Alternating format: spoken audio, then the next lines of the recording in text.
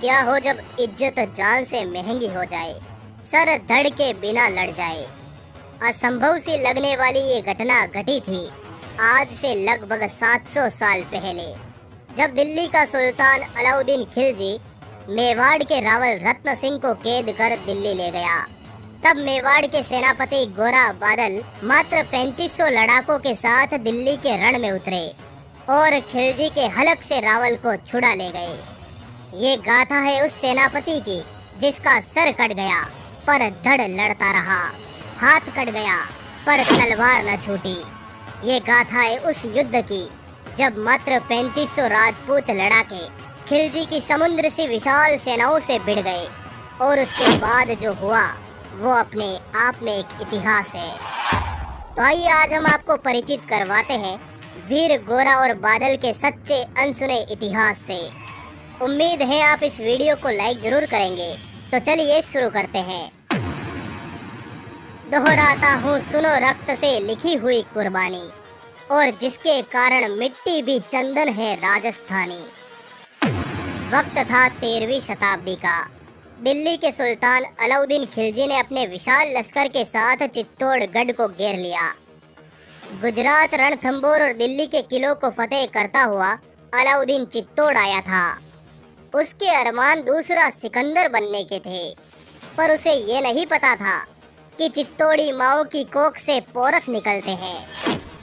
कहा तो ये भी जाता है कि अलाउद्दीन खिलजी ने चित्तौड़ की रूपवती रानी पद्मिनी को पाने के लिए चित्तौड़ पर चढ़ाई की, और उसे रानी की खूबसूरती के बारे में चित्तौड़ के एक तांत्रिक राघव चेतन ने बताया।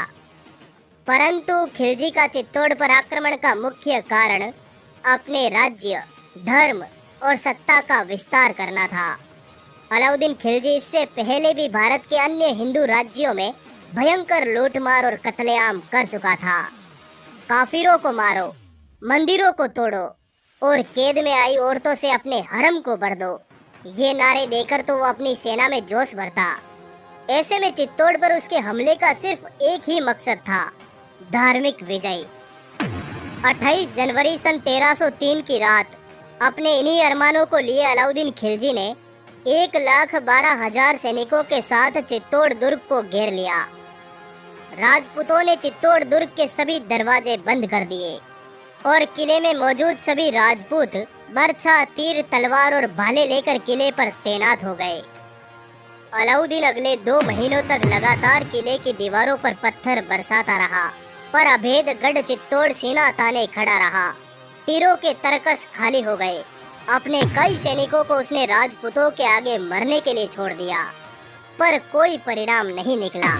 अंततः अलाउद्दीन अपनी औकात पर आ गया। उसने छल का प्रयोग किया और रावल से संधि करने का पत्र लिखा।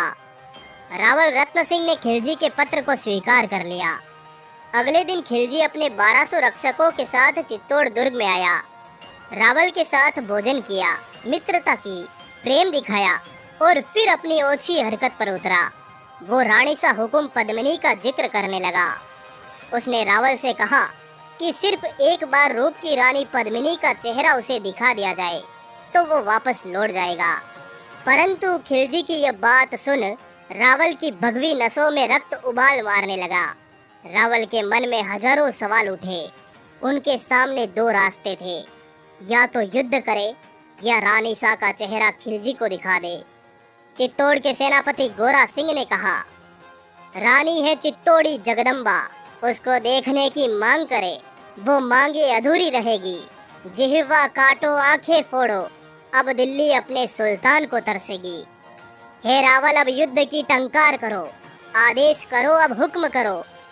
गोरा सिंह खिलजियों के मस्तक काटने की बात करने लगे, पर रावल की भी मुश्किलें बड़ी थी। युद्ध हुआ और खिलजी अगर जीता तो क्या होगा? मेवाड़ की जनता का सामूहिक कत्लेआम, मंदिरों का विनाश, चित्तौड़ी माँ बहनों को हरम और किले चित्तौड़ पर इस्लामी ध्वज। रावल के मन मस्तिष्क में सारा वृतांत तैर गया। गोरा ने क्रोध से रावल की तरफ देखा, पर रावल की आंखें आज नीची थी। गोरा सिंह मरना मारना तो जानता था, पर वो रावल की परिस्थिति को समझ न पाया और क्रोधित गोरा अपने भतीजे बादल के साथ चित्तौड़ दुर्ग छोड़कर चला गया।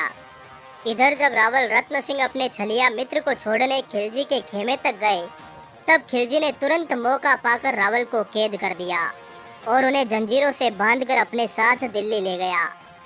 अगले ही दिन दिल्ली से खिलजी का फरमान आया, जिसमें खिलजी ने लिखा, 10 दिन के भीतर यदि पद्मिनी का डोला दिल्ली नहीं आया, यदि रूप की रानी को तुमने दिल्ली नहीं पहुंचाया, तो 10वें दिन रावल रत्न सिंह का कटा शीश पाओगे और मेवाड़ का मंजर फिर देख न पाओगे। खिलजी के मंसूबे चित्तौड़ को उसके अधीन करने के थे, परंतु पत्र मिलते ही पूरा चित्तौड़ रण का मैदान बन गया। पर सबसे बड़ा प्रश्न था, युद्ध का नेतृत्व करेगा कौन? अतः रानी पद्मिनी स्वयं घोड़े पर सवार होकर गोरा और बादल को खोजने जंगलों में निकल पड़ी और आखिरकार एक साधु की कुटिया में दोनों वीर मिले। रानी शाह ने रूठे रणधीर को मनाया और खिलजी का पैगाम चित्तौड़ी वीरों को सुनाया। पत्र सुनते ही गोरा की नसें फटने को हुई और रानी शाह से उसने कहा, माँ तुम निश्चिंत रहो महलों में, देखो समर भवानी, अब खिलजी देखेगा केसरिया तलवारों का पानी। मार्च सन 1303 की मध्य रात्रि को सेनापति गोरा और भतीजा बादल चित्तौड़ दुर्ग में पहुंचे और तय किया कि चित्तौड़ से 700 डोलियों में बैठकर राजपूत सेना दिल्ली जाएगी। अगली सुबह रणबांकुरों ने दिल्ली की तरफ कूच कर दिया। दिल्ली समाचार भेजा गया कि रानी पद्मिनी 700 सखियों के साथ दिल्ली आ रही है, परंतु इन 700 डोलियों में रानी नहीं थी, बल्कि राजपूत तलवार लिए बैठे थे। हर डोली में एक वीर था, जबकि 4 वीर डोली उठाने वाले थे, अर्थात कुल 3500 लड़ाके दिल्ली की तरफ बढ़ रहे थे। अप्रैल सन 1303 की सुबह चित्तौड़ से आई 700 डोलियां दिल्ली के दुर्ग में प्रवेश कर गई। योजना के अनुसार खिलजी के सेवक से कहा गया कि महारानी को पहले रावल से मिलवाया जाए। खिलजी का सेवक यह पैगाम लेकर सुल्तान के पास भागा, शहंशाह, चित्तौड़ी रानी मलिका बनने आई है, साथ में 700 हुस्न की कलियां भी लाई है। बस रानी की एक फरियाद पूरी करवा दो और उसे अंतिम बार उसके रावल से मिलवा दो। सुल्तान ने कहा, क्यों नहीं। आज्ञा मिलते ही एक पालकी बंदी गृह की ओर बढ़ी। इस पालकी में गोरा थे। अपने रावल को दंडवत कर गोरा ने उनको कैद से निकाला और कहा, हुकुम आप चित्तौड़ पधारे, बादल आपको सुरक्षित चित्तौड़ पहुंचा देगा। और रावल के निकलते ही गोरा ने अपने सैनिकों को इशारा किया। इशारा मिलते ही सभी राजपूतों ने तलवारें थाम ली। शेरों को गोरा ने खुला छोड़ा तो इन शेरों ने दिल्ली के रण में तांडव मचा दिया। खिलजी की अचेत सेना पर राजपूत मौत बनकर टूट पड़े। पूरे महल में अफरा तफरी मच गई। अलाउद्दीन घबरा गया और बोला, बादल फटा या धरती हिल गई। सेना ने कहा, राजपूत दिल्ली में उतर गए। इतना सुनते ही अलाउद्दीन अपने हरम की ओर भागा। उसके पीछे गोरा भी तलवार लेकर दौड़ा। खिलजी का पीछा करते हुए गोरा हरम में दाखिल हुआ और खिलजी को वहीं दबोच लिया।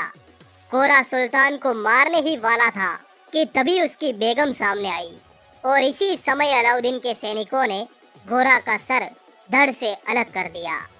परंतु अब जो दृश्य दिखा उसकी कल्पना किसी को न थी। गोरा सिंह मस्तक कटने के बावजूद लड़ रहे थे। जो गीदड़ गोरा के सामने पड़ा वो मारा गया।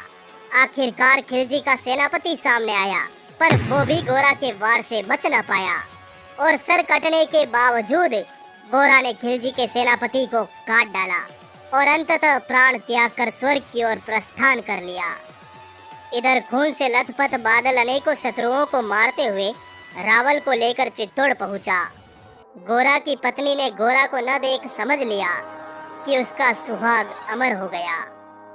दोस्तों, इस वीडियो को लाइक जरूर करिए ताकि हम आगे इसी तरह काम करते रहें।